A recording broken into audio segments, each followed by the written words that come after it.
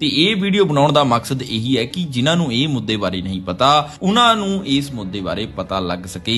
ਤੇ ਬਹੁਤ ਸਾਰੇ ਨੌਜਵਾਨਾਂ ਨੂੰ ਇਹ ਵੀ ਨਹੀਂ ਪਤਾ ਕਿ ਕਿਸਾਨ ਰੋਸ ਕਿਉਂ ਕਰ ਰਹੇ ਨੇ। ਸੋ ਬਹੁਤ ਸਾਰੇ ਨੌਜਵਾਨਾਂ ਨੂੰ ਇਸ ਬਾਰੇ ਸਮਝਣ ਦੀ ਲੋੜ ਹੈ, ਬੇਸ਼ੱਕ ਉਹ ਕਿਸਾਨ ਹੋਣ ਜਾਂ ਫਿਰ ਉਹ ਆਮ ਨਾਗਰਿਕ ਹੋਣ। ਪਹਿਲੇ ਬਿੱਲ ਦੀ ਗੱਲ ਕਰਦੇ ਹਾਂ, ਦਾ farmers produce trade and commerce promotion facilitation ordinance 2020, ਜਿਸ ਦਾ ਇਹ ਇੰਗਲਿਸ਼ ਵਿੱਚ ਨਾਮ ਦਿੱਤਾ ਗਿਆ ਹੈ। ਸੋ ਇੱਥੇ ਸਰਕਾਰ ਫ੍ਰੀ ਮਾਰਕੀਟ ਲੈ ਕੇ ਆ ਰਹੀ ਹੈ, ਪਰ ਨਾਲ ਦੇ ਨਾਲ APMC ਨੂੰ ਖਤਮ ਕਰ ਰਹੀ ਹੈ। APMC ਮਤਲਬ ਐਗਰੀਕਲ ਪ੍ਰੋਡਿਊਸ ਮਾਰਕੀਟ ਕਮੇਟੀ, ਤੇ ਪੰਜਾਬੀ ਭਾਸ਼ਾ ਵਿੱਚ ਜੋ ਆਪਣੀਆਂ ਲੋਕਲ ਮੰਡੀਆਂ ਹੁੰਦੀਆਂ ਨੇ ਉਹਨਾਂ ਨੂੰ ਕਿਹਾ ਜਾਂਦਾ ਹੈ APMC। ਸੋ ਸਰਕਾਰ ਦਾ ਕਹਿਣਾ ਹੈ ਕਿ ਕਿਸਾਨ ਇਹਨਾਂ ਤੋਂ ਇਲਾਵਾ ਵੀ ਹੋਰ ਕਿਤੇ ਵੀ ਫਸਲ ਵੇਚ ਸਕਦਾ ਹੈ, ਪਰ ਸੋਚਣ ਵਾਲੀ ਗੱਲ ਇਹ ਹੈ ਕਿ ਛੋਟਾ ਕਿਸਾਨ ਆਪਣੀ ਲੋਕਲ ਮੰਡੀ ਤੱਕ ਮਸਾਂ ਜਾਂਦਾ ਹੈ। ਉਹ ਪੰਜਾਬ ਤੋਂ ਆਪਣਾ ਅਨਾਜ ਲੈ ਕੇ ਚੰਡੀਗੜ੍ਹ ਵੇਚਣ ਨਹੀਂ ਜਾ ਸਕਦਾ ਜਾਂ ਦਿੱਲੀ ਨਹੀਂ ਜਾ ਸਕਦਾ। ਤੇ ਹੁਣ ਮੰਡੀਆਂ ਤੋਂ ਇਲਾਵਾ ਇਸ ਦੇ ਵਿੱਚ ਪ੍ਰਾਈਵੇਟ ਪਲੇਅਰ ਐਂਟਰ ਹੋਣਗੇ, ਮਤਲਬ ਕਿ ਵੱਡੇ ਵੱਡੇ ਉਦਯੋਗਪਤੀ। ਤੇ ਹੁਣ ਸਰਕਾਰ ਦਾ ਕਹਿਣਾ ਹੈ ਕਿ ਤੁਸੀਂ ਮੰਡੀਆਂ ਵਿੱਚ ਵੀ ਅਨਾਜ ਵੇਚ ਸਕਦੇ ਹੋ ਤੇ ਬਾਹਰ ਪ੍ਰਾਈਵੇਟ ਵੱਡੇ ਉਦਯੋਗਪਤੀਆਂ ਨੂੰ ਵੀ,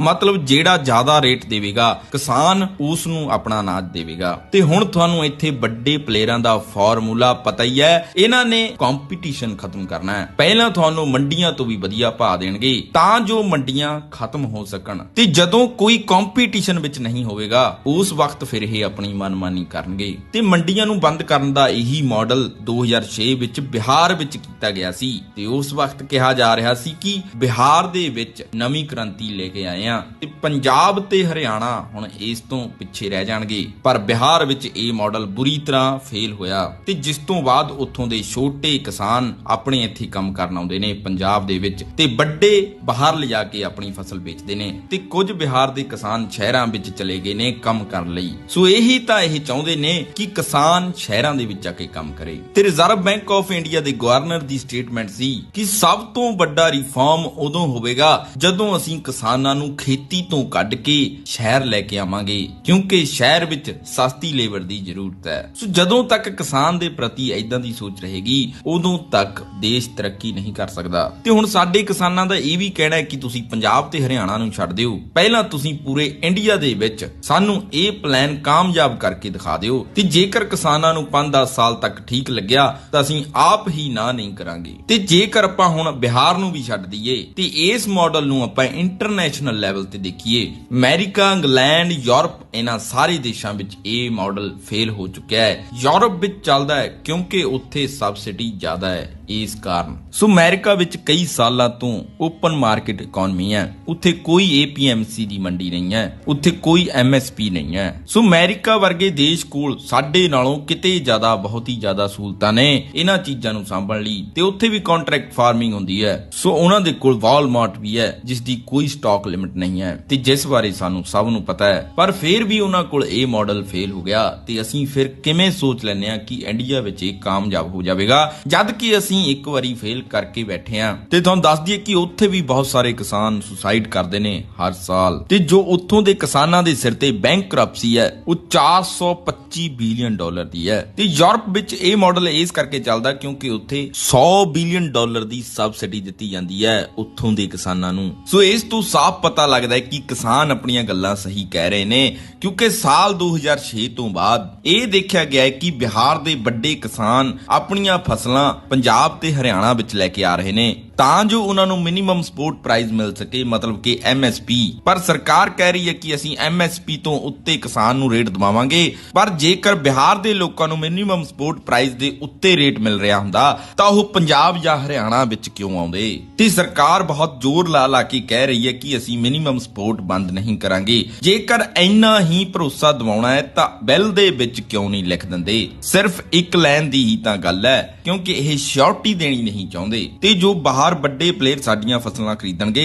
ਉਹ ਵੱਧਦੇ ਹੀ ਜਾਣਗੇ ਕਿਉਂਕਿ ਉਹਨਾਂ ਤੇ ਕੋਈ ਟੈਕਸ ਨਹੀਂ ਲੱਗੇਗਾ, ਜਦ ਕਿ APMC ਮੰਡੀਆਂ ਤੇ 6% ਟੈਕਸ ਲੱਗਦਾ ਹੈ ਪੰਜਾਬ ਤੇ ਹਰਿਆਣੇ ਵਿੱਚ, ਤੇ ਉਹ ਟੈਕਸ ਨਾਲ ਆਪਣੇ ਪੰਜਾਬ ਵਰਗੇ ਰਾਜ ਦੇ ਅੰਦਰ 3000 ਕਰੋੜ ਦੀ ਆਮਦਨ ਹੁੰਦੀ ਹੈ, ਜਿਸ ਤੋਂ ਸੜਕਾਂ ਵੀ ਬਣਾਈਆਂ ਜਾਂਦੀਆਂ ਨੇ ਤੇ ਆਪਣੇ ਪਿੰਡਾਂ ਵਿੱਚ ਗ੍ਰਾਂਟਾਂ ਵੀ ਆਉਂਦੀਆਂ ਨੇ। ਤੇ ਉਹ ਗੱਲ ਵੱਖਰੀ ਹੈ ਕਿ ਸਰਪੰਚ ਕਿੰਨੀਆਂ ਕਲਾਉਂਦੇ ਨੇ। ਸੋ ਆਸ ਕਰਦੇ ਹਾਂ ਕਿ ਤੁਹਾਨੂੰ ਇਹ ਬਿੱਲ ਸਮਝ ਆ ਗਿਆ ਹੋਵੇਗਾ। ਇਸ ਬਿੱਲ ਵਿੱਚ ਇਹੀ ਹੈ ਕਿ ਪੂਰੇ ਦੇਸ਼ ਦਾ ਬਾਜ਼ਾਰ ਤੁਹਾਡੇ ਲਈ ਖੁੱਲ੍ਹਾ ਹੈ ਤੇ ਪ੍ਰਾਈਸ ਡਿਸਕਵਰੀ ਮਤਲਬ ਕਿ ਕਿਸੇ ਵੀ ਵਿਅਕਤੀ ਜਾਂ ਕਿਸੇ ਵੀ ਸੰਸਥਾ ਨੂੰ ਕਿਸਾਨ ਆਪਣੀ ਫਸਲ ਵੇਚ ਸਕਦਾ ਹੈ ਜਿੱਥੇ ਰੇਟ ਉਸ ਨੂੰ ਸਹੀ ਲੱਗਦਾ ਹੈ। ਇਹ ਸਰਕਾਰ ਦਾ ਕਹਿਣਾ ਹੈ। ਤੇ ਅਗਲਾ ਪੁਆਇੰਟ ਹੈ barrier free inter state and intra state, ਮਤਲਬ ਦੂਜੀ ਸਟੇਟ ਵਿੱਚ ਵੇਚਣ ਲਈ ਕਿਸਾਨ ਲਈ ਬੈਰੀਅਰ ਖਤਮ ਹੋ ਜਾਣਗੇ। ਕੋਈ ਵੀ ਸਟੇਟ ਦੀ ਸਰਕਾਰ ਤੁਹਾਨੂੰ ਨਹੀਂ ਰੋਕ ਸਕਦੀ ਤੇ ਕਿਸਾਨ ਦੇਸ਼ ਦੇ ਕਿਸੇ ਵੀ ਕੋਨੇ ਵਿੱਚ ਜਾ ਕੇ ਆਪਣੀ ਫਸਲ ਵੇਚ ਸਕਦਾ ਹੈ। ਪਰ ਹੁਣ ਇਹਨਾਂ ਨੂੰ ਕੌਣ ਸਮਝਾਵੇ ਕਿ ਸਾਡੇ ਦੇਸ਼ ਦੇ ਅੰਦਰ ਇਸ ਵਕਤ 86.21% ਛੋਟੇ ਕਿਸਾਨ ਨੇ, ਮਤਲਬ ਜਿਨ੍ਹਾਂ ਕੋਲ 2 ਹੈਕਟੇਅਰ ਦੇ ਨੇੜੇ ਤੇੜੇ ਜ਼ਮੀਨ ਹੈ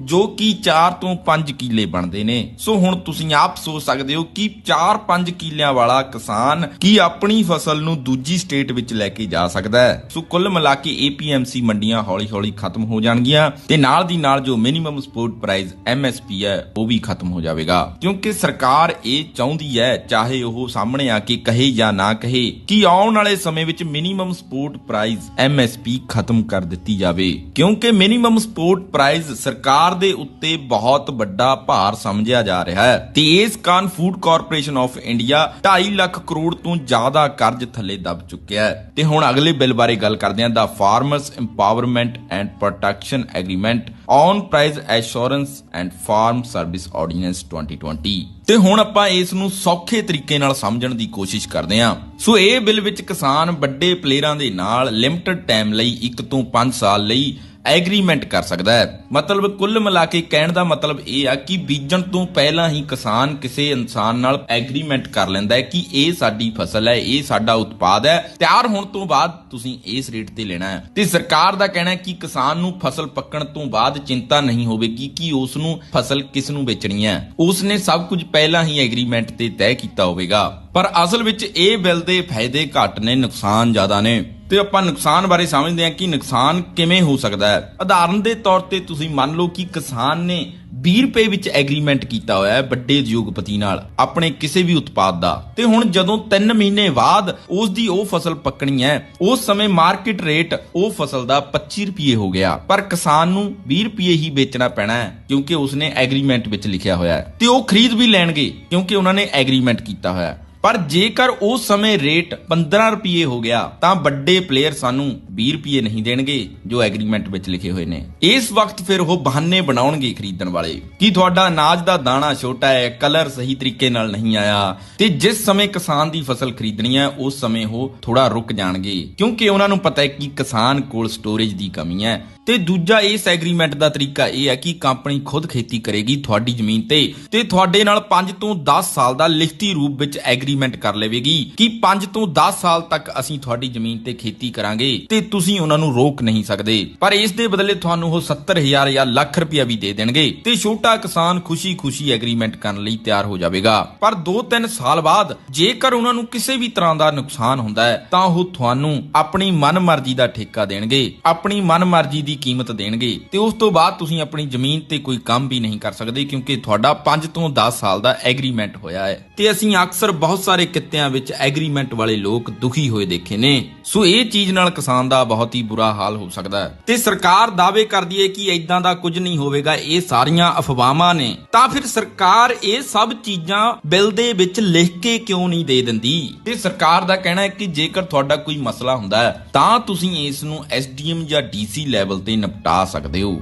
ਮਤਲਬ ਕਿਸਾਨ ਕੇਸ ਨਹੀਂ ਕਰ ਸਕਦਾ, ਕਿਸੇ ਅਦਾਲਤ ਵਿੱਚ ਨਹੀਂ ਜਾ ਸਕਦਾ। ਤੇ ਹੁਣ ਤੁਸੀਂ ਖੁਦ ਸੋਚ ਸਕਦੇ ਹੋ ਕਿ SDM ਕੋਲ ਇੱਕ ਛੋਟਾ ਕਿਸਾਨ ਜਾਵੇਗਾ ਤੇ ਉਹ ਪਲੇਅਰ ਬਹੁਤ ਵੱਡੇ ਹੁੰਦੇ ਨੇ। ਕਹਿਣ ਦਾ ਮਤਲਬ ਕਿ ਉਹਨਾਂ ਦੇ ਕੋਲ ਇੰਨੀ ਤਾਕਤ ਹੋਵੇਗੀ ਕਿ ਉਹ ਸਰਕਾਰੀ ਵਿਵਸਥਾ ਤੇ ਕਾਨੂੰਨੀ ਵਿਵਸਥਾ ਨੂੰ ਪ੍ਰਭਾਵਿਤ ਕਰ ਸਕਦੇ ਨੇ। ਸੋ ਇਸ ਕਰਕੇ ਕਿਸਾਨ ਨੂੰ ਇੱਥੇ ਉਸ ਦਾ ਹੱਕ ਮਿਲਣ ਦੀ ਕੋਈ ਗੁੰਜਾਇਸ਼ ਨਹੀਂ ਰਹਿੰਦੀ। ਸੋ ਇਸ ਦੇ ਵਿੱਚ ਕੁੱਲ ਮਿਲਾ ਕੇ ਇਹੀ ਹੈ ਕਿ ਜਦੋਂ ਕਿਸਾਨ ਦੀ ਫਸਲ ਪੱਕਣੀ ਹੈ ਉਹਨਾਂ ਨੇ ਕੋਈ ਨਾ ਕੋਈ ਬਹਾਨਾ ਬਣਾ ਹੀ ਦੇਣਾ ਹੈ ਕਿਸਾਨ ਦੀ ਫਸਲ ਟਾਈਮ ਸਿਰ ਨਾ ਚੱਕਣ ਦਾ। ਤੇ ਹੁਣ ਜਿਹੜਾ ਅਗਲਾ ਬਿੱਲ ਹੈ ਇਹ ਬਹੁਤ ਹੀ ਮਹੱਤਵਪੂਰਨ ਬਿੱਲ ਹੈ। ਇਹ ਆਮ ਜਨਤਾ ਨੂੰ, ਆਮ ਨਾਗਰਿਕ ਨੂੰ ਬਹੁਤ ਜ਼ਿਆਦਾ ਪ੍ਰਭਾਵਿਤ ਕਰੇਗਾ ਜੋ ਖੇਤੀ ਨਾਲ ਨਹੀਂ ਜੁੜਿਆ। Essential commodity amendment ordinance 2020। ਸੋ ਇਹ ਐਕਟ ਆਇਆ ਸੀ 1955 ਦੇ ਵਿੱਚ। ਸੋ ਉਸ ਵਕਤ ਆਪਣੇ ਦੇਸ਼ ਦੀ ਸ਼ਿਪ ਟੂ ਮਾਊਥ ਇਕਨੋਮੀ ਸੀ। ਸੋ ਕਹਿਣ ਦਾ ਮਤਲਬ ਕਿ ਉਸ ਵਕਤ ਅਮਰੀਕਾ ਤੋਂ ਅਨਾਜ ਦੇ ਜਹਾਜ਼ ਆਉਂਦੇ ਸੀ ਜਿਸ ਨਾਲ ਆਪਣੇ ਇੱਥੇ ਦੀ ਰਿਕੁਆਇਰਮੈਂਟ ਪੂਰੀ ਹੁੰਦੀ ਸੀ। ਸੋ ਉਸ ਵਕਤ ਇਹ ਐਕਟ ਲਿਆਉਣਾ ਇਸ ਕਰਕੇ ਜ਼ਰੂਰੀ ਸੀ ਕਿ ਜੇਕਰ ਵਪਾਰੀ ਕਾਲਾ ਬਾਜ਼ਾਰੀ ਤੇ ਅਨਾਜ ਦੀ ਸਟੋਰੇਜ ਗਲਤ ਤਰੀਕੇ ਨਾਲ ਕਰੇ ਤਾਂ ਉਸ ਨੂੰ ਰੋਕਿਆ ਜਾ ਸਕੇ ਤੇ ਆਮ ਜਨਤਾ ਨੂੰ ਫਸਲਾਂ, ਅਨਾਜ, ਦਾਲਾਂ ਤੇ ਹੋਰ ਵੀ ਜੋ ਮਹੱਤਵਪੂਰਨ ਚੀਜ਼ਾਂ ਹੁੰਦੀਆਂ ਨੇ ਉਹ ਸਹੀ ਮੁੱਲ ਤੇ ਮਿਲ ਸਕਣ। ਪਰ ਹੁਣ ਸਰਕਾਰ ਦਾ ਕਹਿਣਾ ਹੈ ਕਿ ਹੁਣ ਸਾਡੇ ਦੇਸ਼ ਵਿੱਚ ਜੋ ਪ੍ਰੋਡਕਸ਼ਨ ਹੋ ਰਹੀ ਹੈ ਉਹ ਫਸਲਾਂ ਤੇ ਦਾਲਾਂ ਦੀ ਉਸ ਸਮੇਂ ਤੋਂ